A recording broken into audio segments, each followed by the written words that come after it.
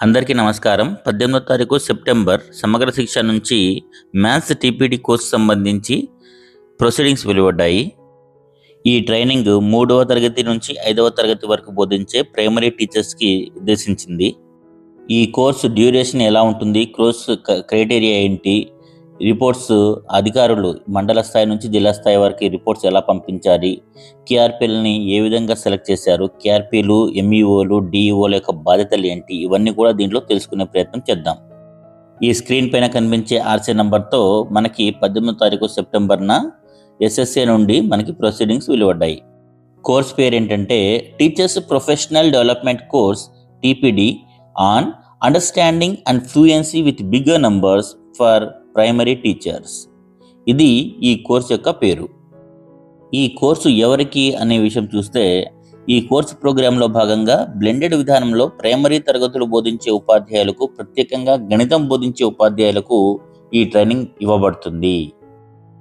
ఏ ప్రాతిపదికన వీరు సెలెక్ట్ అయ్యారో చూద్దాం. గత సంవత్సరంలో టీచర్స్ నీడ్ అనాలిసిస్ అని ఒక సర్వే ఫామ్ ఇచ్చారు.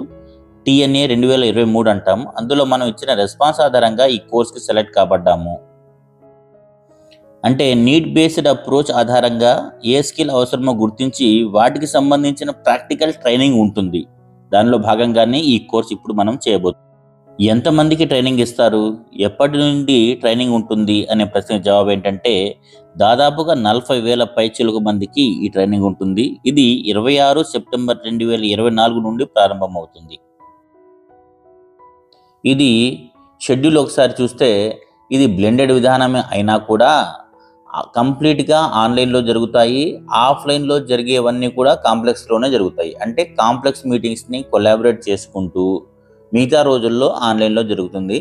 ఫస్ట్ ఎవరికి ఉంటుంది అంటే కేఆర్పీలకు ఉంటుంది. ఇక్కడ రెడ్ మార్క్లో కనిపిస్తుంది చూడండి, రెడ్ యారో కనిపిస్తుంది చూడండి, అవన్నీ కూడా ఆ షెడ్యూల్ మొత్తం కేఆర్పీలకి. తర్వాత దాని కింద టీచర్లకి అదే కాంపోనెంట్ ఉంటుందన్నమాట. అంటే ఫర్ ఎగ్జాంపుల్ కాంప్లెక్స్ మీటింగ్ ఇక్కడ బ్లూ కలర్లో టిక్ పెట్టాను చూడండి.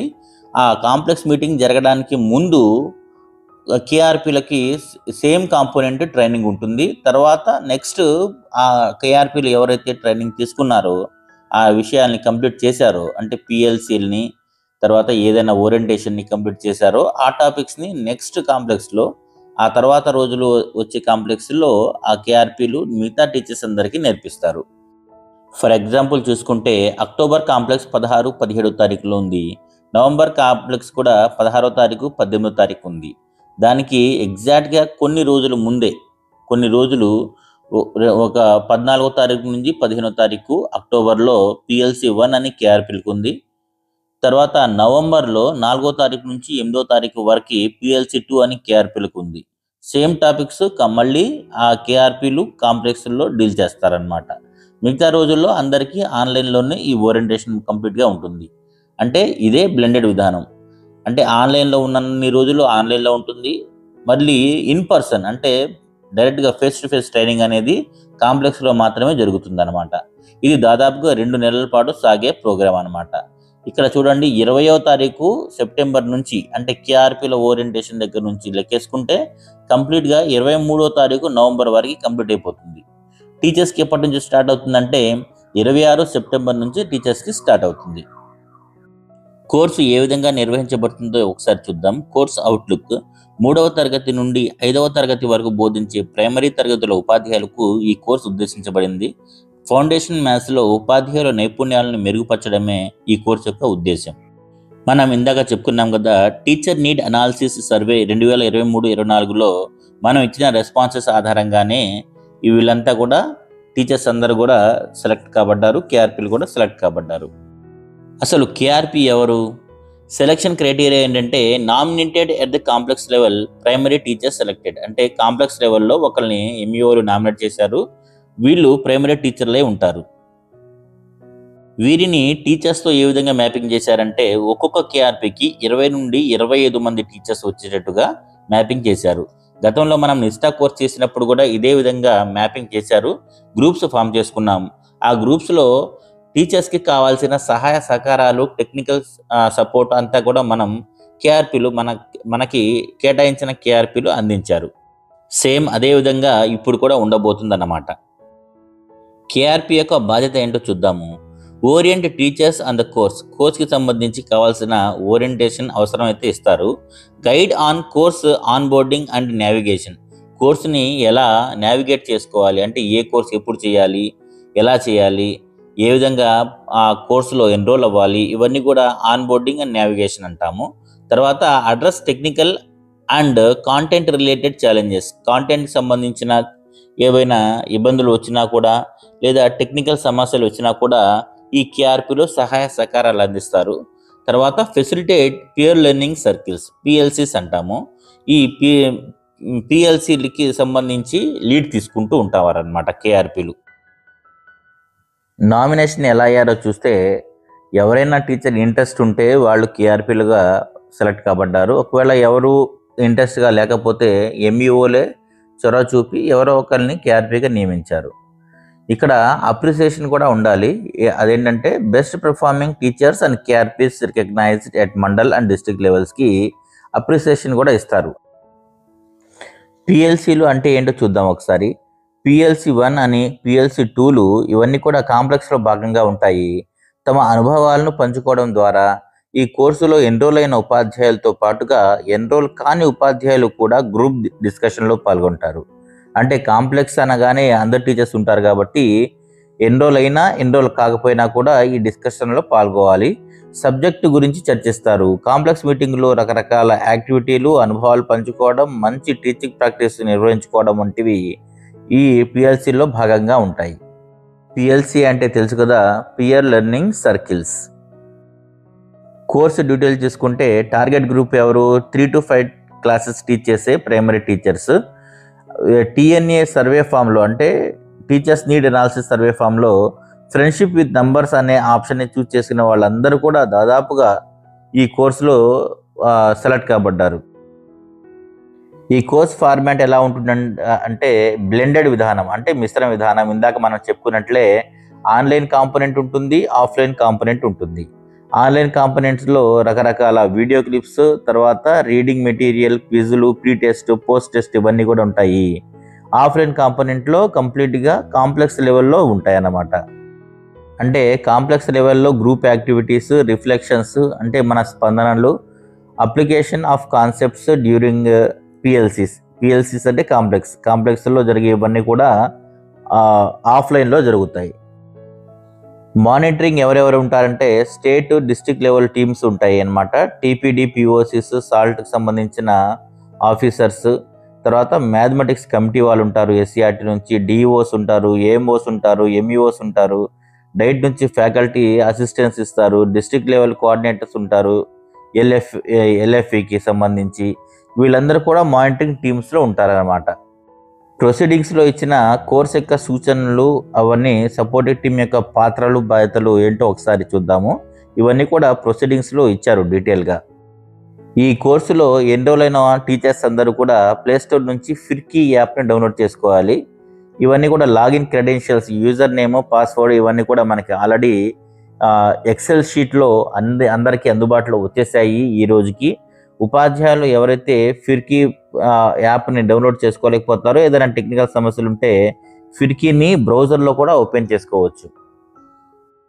అంటే సేమ్ దీక్ష యాప్, ఒకవేళ మనకి యాప్లో ఇష్టం లేకపోతే, స్పేస్ లేకపోతే మనం ఏ విధంగా అయితే బ్రౌజర్లో ఓపెన్ చేస్తున్నామో అదేవిధంగా ఫిర్కీ యాప్ని కూడా బ్రౌజర్లో ఓపెన్ చేసుకోవచ్చు. ఈ కోర్సులో భాగంగా ఒక ప్రీ టెస్ట్ ఉంటుంది. మాడ్యూల్ 1 ఎలా చేయాలో ఇవన్నీ కూడా దీంట్లో ఇచ్చారు. నమోదు చేసుకున్న టీచర్స్ అందరూ కూడా మాడ్యూల్ 1 కంటెంట్ని యాక్సెస్ చేయడానికి ముందే ఫిర్కీ ప్లాట్ఫామ్లో ప్రీ టెస్ట్ కంప్లీట్ చేసుకోవాలి. ఆ తర్వాతే మాడ్యూల్ 1లో అన్ని టాపిక్లను ఇచ్చిన టైంలో ఉపాధ్యాయులందరూ కూడా పూర్తి చేయాలన్నమాట. ఇప్పుడు పిఎల్సి 1లో ఎలా పార్టిసిపేట్ చేయాలో చూద్దాము. పిఎల్సి 1కి హాజరయ్యే ముందు ఉపాధ్యాయులు తప్పనిసరిగా మాడ్యూల్ 1ని పూర్తి చేసుకోవాలి. అంటే పిఎల్సి 1 అంటే ఏం లేదు, కాంప్లెక్స్ అనుకోండి. పాఠశాల కాంప్లెక్స్ సమావేశాల్లో పిఎల్సి 1 సమయంలో ఉపాధ్యాయులు కోర్సు కాన్సెప్ట్లను చర్చిస్తారు, గ్రూప్ అసైన్మెంట్లో సహకరిస్తారు మరియు మాడ్యూల్ 1 కోసం ప్రత్యేకంగా పర్సనల్గా కూడా అసైన్మెంట్ ఒకటి సబ్మిట్ చేయాల్సి ఉంటుంది. ఈ ఎన్రోల్ అయిన టీచర్స్ అందరూ కూడా ఈ అసైన్మెంట్స్ని కంప్లీట్ చేస్తారు. ఈ చర్చలు ఉపాధ్యాయులుకి సంబంధించిన ఏదన్నా సవాళ్ళు ఉన్నా కూడా, ఏదైనా ఇబ్బందులు ఉన్నా కూడా సరి చేసుకుంటాము.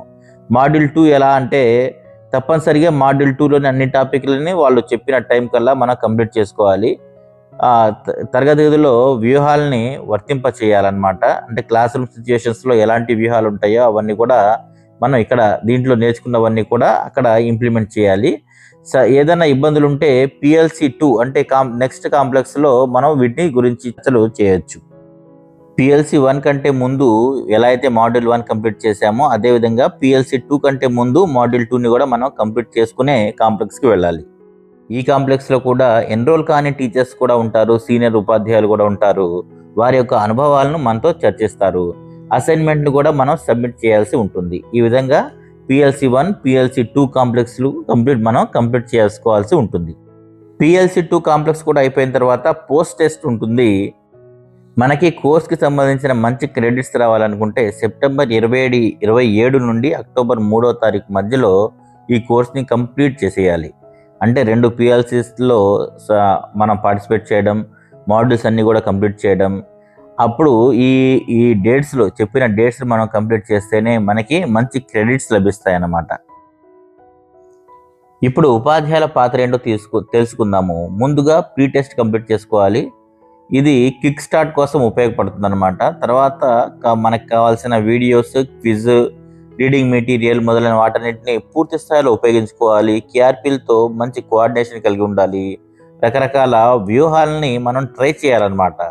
ఏదన్నా టెక్నికల్ సమస్యలు వస్తే మన KRPలతో, డిస్ట్రిక్ట్ అఫీషియల్స్తో మన సమస్యలని పరిష్కరించుకోవాలి. PLC 1, PLC 2 అంటే కాంప్లెక్స్ల్లో చురుగ్గా పాల్గొవాలి.